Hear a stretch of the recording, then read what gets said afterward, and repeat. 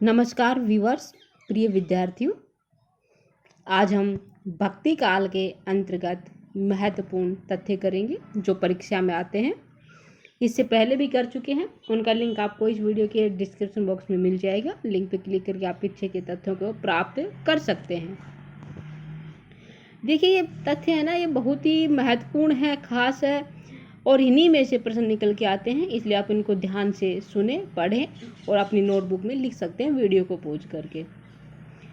शुरू करने से पहले मैं आपसे एक बार फिर से निवेदन करती हूँ कि वीडियो को लाइक कर दीजिए, शेयर कर दीजिए। यदि चैनल पर नहीं तो सब्सक्राइब भी अवश्य करें, ताकि मुझे मोटिवेशन मिले और अच्छा करने का मेरा उत्साह वर्धन हो और आपको अपनी तैयारी के बारे में पता चले कि हमें कितना आता है और नई नई जानकारी आपको मिले।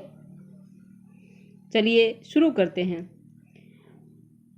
अष्टछाप के कवियों का कार्य कीर्तन द्वारा श्रीनाथ मंदिर में 8 पहर प्रभु की सेवा करना था। अष्टछाप जिसकी स्थापना 1565 में हुई थी, इसके 8 कवि थे और इनका जो कार्य था वो श्रीनाथ जी के मंदिर पर 8 पहर प्रभु की सेवा करना था। आगे सूरदास के सूरसागर में 3 भ्रमर गीत प्रसंग है। सूरदास जी का जो सूरसागर है उसमें 3 भ्रमर गीत प्रसंग है।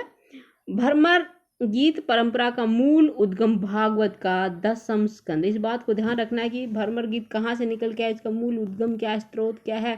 भागवत का 10वां स्कंद है। रैदास जिसे रविदास के नाम से भी जानते हैं, मीरा के गुरु जाति से चमार थे। जो रैदास ये मीरा के गुरु थे और जाति इनकी क्या थी, चमार थी। कबीर की भाषा शुद्धकड़ी है। कबीर की भाषा कैसी है, शुद्धकड़ी है। आगे है, शेख नबी बादशाह जहांगीर के समकालीन थे। शेख नबी किसके समकालीन था, हमें ये बताना है। इसका सही उत्तर होगा जहांगीर। तुलसी चरित बाबा रघुवर दास की रचना है। तुलसी चरित एक रचना है जिसकी रचना किसने की थी, बाबा रघुवर दास ने की थी। आलम अकबर के समय में मुसलमान कवि थे। अकबर के समय में थे मुसलमान कवि थे। आगे है, नरोत्तम दास के सुदामा चरित में घर की दरिद्रता का वर्णन किया है। सुदामा चरित जिसके रचयिता नरोत्तम दास है, इसमें घर की दरिद्रता का वर्णन किया गया है।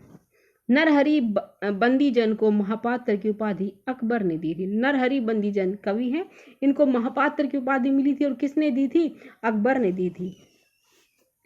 टोडरमल शेरशाह के यहाँ ऊंचे पद पर थे। टोडरमल शेरशाह के यहाँ कैसे थे, ऊंचे पद पर थे। बाद में अकबर के भूमिकर विभाग में मंत्री हुए।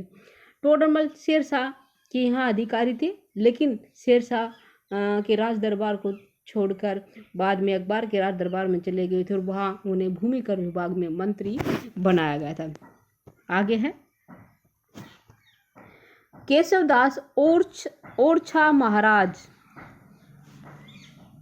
महाराज राम सिंह के भाई इंद्रजीत की सभा में रहते थे। ये प्रश्न इस तरह आया हुआ था स्टेट एग्जाम में कि निम्न में से कौन सा कवि राम सिंह के भाई इंद्रजीत की सभा में रहते थे। तो सही उत्तर था केशवदास, जो ओरछा नरेश महाराजा राम सिंह के भाई इंद्रजीत की सभा में रहते थे। अगला है, कर्नेश अकबर के समकालीन थे। कर्नेश किसके समकालीन थे, अकबर के समकालीन थे। कर्णाभरण, श्रुति भूषण और भूपभूषण अलंकार ग्रंथ किसके हैं, कर्नेश के। कर्णाभरण है, श्रुति भूषण है, भूपभूषण अलंकार ग्रंथ ये किसके हैं, कर्नेश के हैं। केशव के वीर सिंह देवचरित व रामचंद्रिका प्रबंध काव्य। केशवदास की जो वीर सिंह देवचरित है और रामचंद्रिका है, ये क्या है, प्रबंध काव्य हैं। आगे है, पद्मनी चरित की भाषा राजस्थानी है। पद्मनी चरित की भाषा कैसी है, राजस्थानी है। बेली कृष्ण रुक्मणी जोधपुर के राठौड़ राजवंशीय कवि पृथ्वीराज की रचना है। आध्यात्म रामायण जो 1624 ईस्वी में लिखी गई थी, इसकी रचना माधवदास चारण ने की थी। आध्यात्म रामायण के रचयिता कौन है, माधवदास चारण, और इसका रचना काल क्या है, 1624 ईस्वी। राम रासो जिसे 1615 ईस्वी में लिखा था, माधवदास चारण की रचना है। रामदासों को भी माधवदास चारण ने लिखा था 1615 ईस्वी में। आगे है, कबीर को मस्त मोला हजारी प्रसाद द्विवेदी ने कहा। कबीर को मस्त मोला किसने कहा था? हजारी प्रसाद द्विवेदी ने कहा था। इमली के पेड़ के नीचे मगहर में कबीर की समाधि है। कबीर का जन्म काशी में हुआ और मगहर में इनकी मृत्यु हुई थी, इमली के पेड़ के नीचे। अमीर खुसरो के पुत्र का नाम गयास है। अमीर खुसरो के पुत्र का क्या नाम है? गयास है।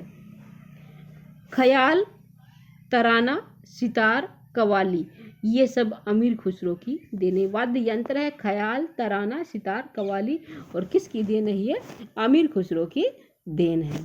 आगे है, खुसरो ने पखवाज की जगह ढोलक का आविष्कार किया। पखवाज ये भी वाद्य यंत्र है, बजाने का यंत्र है, और इसकी जगह इन्होंने किसका आविष्कार किया था? ढोलक का आविष्कार किया था।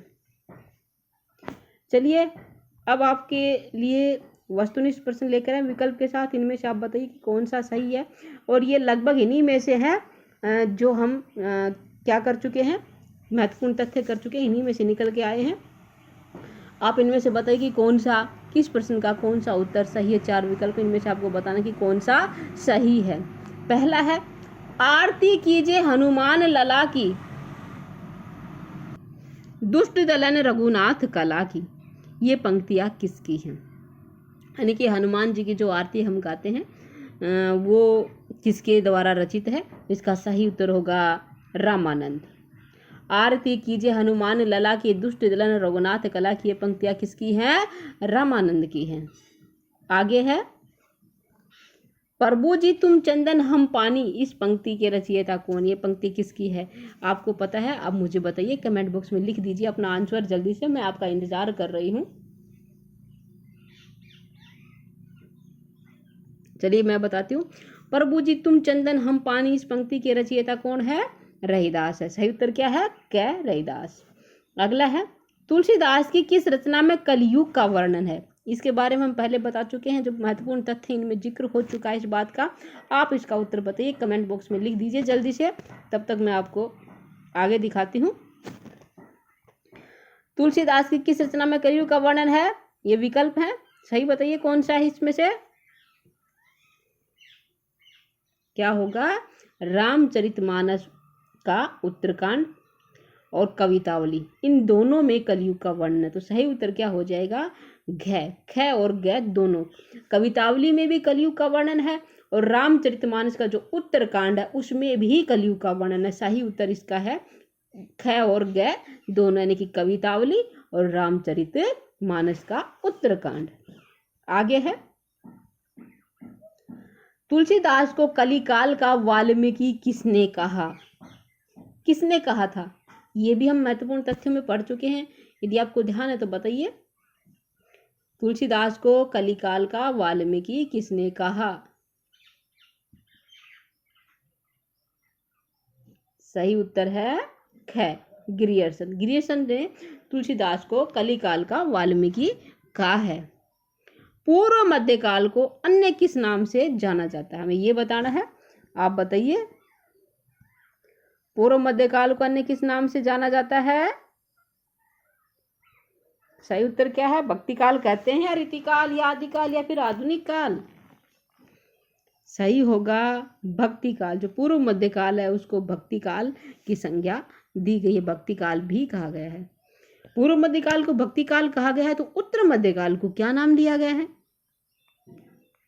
क्या नाम दिया गया है? रीतिकाल। उत्तर मध्यकाल का नाम क्या है? रीतिकाल। और पूर्व मध्यकाल का नाम क्या है? भक्ति काल। आगे है, सूर सागर में कितने भ्रमर गीत प्रसंग? ये अभी अभी महत्वपूर्ण तथ्यों में आया था कि सूर सागर में कितने महत्वपूर्ण भ्रमर गीत प्रसंग है। सही उत्तर क्या है? 3 भ्रमर गीत प्रसंग है। लालचंद द्वारा रचित पद्मिनी चरित की भाषा कौन सी है? लालचंद जी ने पद्मिनी चरित लिखी थी, उसकी भाषा क्या है हमें ये बताना है, और सही उत्तर होगा राजस्थानी। पद्मिनी चरित की भाषा क्या है? राजस्थानी। किस कवि को जातीय कवि कहा गया है? किस कवि को जातीय कवि कहा गया है ये बताना है, बताइए जल्दी से। सही उत्तर क्या है?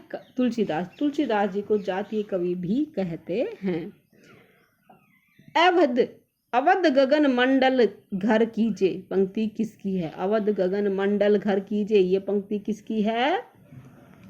किसकी है? तुलसीदास की। किसकी है?